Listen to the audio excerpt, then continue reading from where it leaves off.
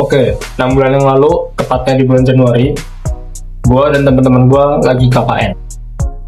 Ya, kalau dipikir-pikir sekarang, ternyata salah satu hal yang paling gue ingat dari KKN itu bukan cuma tinggal di desa atau kegiatan sehari-harinya, tapi justru sebuah proyek yang kita bangun dari nol. Waktu itu kita coba buat sebuah alat IoT untuk membantu peternak ikan mengelola kolam ikan mereka. Nah, semuanya berawal ketika kami melihat salah satu peternak ikan yang ada di desa tersebut. Nah, dari hasil ngobrol sama beliau, kita tahu kondisi pH air kolam yang sebenarnya kan cukup penting untuk pertumbuhan ikan. Ada rentang pH yang ideal. Kalau misalkan terlalu rendah itu nggak bagus, tapi kalau terlalu tinggi itu juga nggak bagus. Nah, tapi yang menarik tuh selama ini pengecekan pH-nya tuh dilakuin berdasarkan perkiraan aja. Belum ada alat yang benar-benar digunain untuk memantau kondisi air secara rutin. Nah, dari situ kita berpikir gimana kalau misalkan kolam ini bisa kita pantau dan bisa kita kelola secara otomatis cuma dari HP aja. Nah, akhirnya kami berinisiatif ngebuat alat yang dapat mengukur pH air secara real time. Nah, data dari alat tersebut nantinya bisa dipantau dari website, bahkan informasi pentingnya juga bisa dikirim lewat WhatsApp yang terhubung ke HP peternak ikan. Tapi kita nggak langsung merakit alatnya.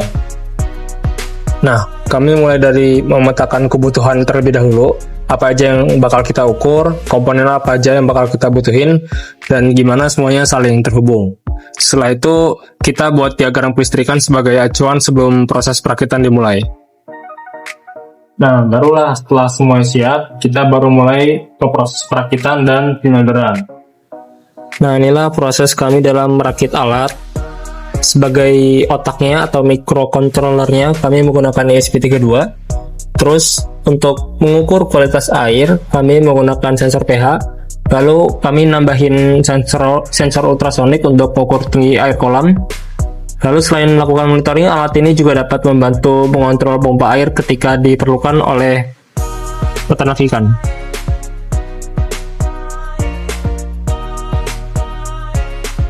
Nah, tentu aja prosesnya nggak selalu berjalan mulus, ada tantangan yang harus kami lewati juga.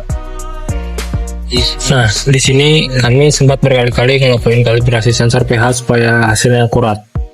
Belum lagi kabel yang semakin lama semakin berantakan. Beberapa kali juga terjadi korsleting kecil karena proses perakitan yang belum rapi. Dan menurut gua, salah satu tantangan paling membuat frustasi adalah menghubungkan SIM 800L supaya benar-benar bisa terhubung ke internet.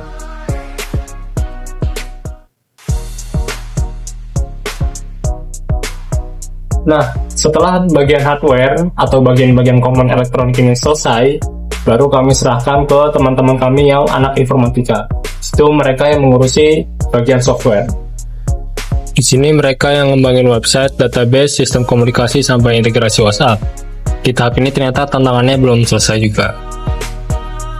Nah, kami sempat beberapa kali kesulitan menghubungkan SIM 800L dengan database yang kami buat. Bahkan ada beberapa malam ketika kami harus begadang hanya untuk mencari satu kesalahan kecil yang membuat semuanya tidak berjalan. Untungnya setelah berkali-kali mencoba, akhirnya alat kami berhasil mengirim data secara real time. Dan setelah semuanya selesai, kita membawa alat ini ke kolam ikan milik peternak ikan untuk kami uji coba. Di sini kami menemukan tantangan baru, bukan lagi soal coding, bukan lagi soal rangkaian, tapi soal lingkungan. Nah, di sini baru kita menyadari bahwa alat elektronik yang kita buat ini tentu saja tidak tahan lama kalau misalkan terkena panas matahari ataupun terkena hujan. Kalau terlalu panas, suhu dalam box bisa meningkat. Kalau hujan, air bisa masuk dan merusak komponen. Akhirnya kami mencari solusi sederhana. Kami memotong galon bekas lalu mengecatnya menggunakan cat semprot putih dan menjadikannya sebagai atap pelindung alat. Dan setelah semua pengujian selesai, kita mengadakan sosialisasi kepada warga untuk kita jelaskan ke mereka bagaimana cara penggunaan alat yang kami buat. Nah, di sosialisasi kali ini kita ngejelasin gimana cara alat ini bekerja, gimana cara membaca data dari website, gimana teknologi sederhana ini bisa membantu mereka dalam mengelola kolam ikan walaupun hanya dari smartphone.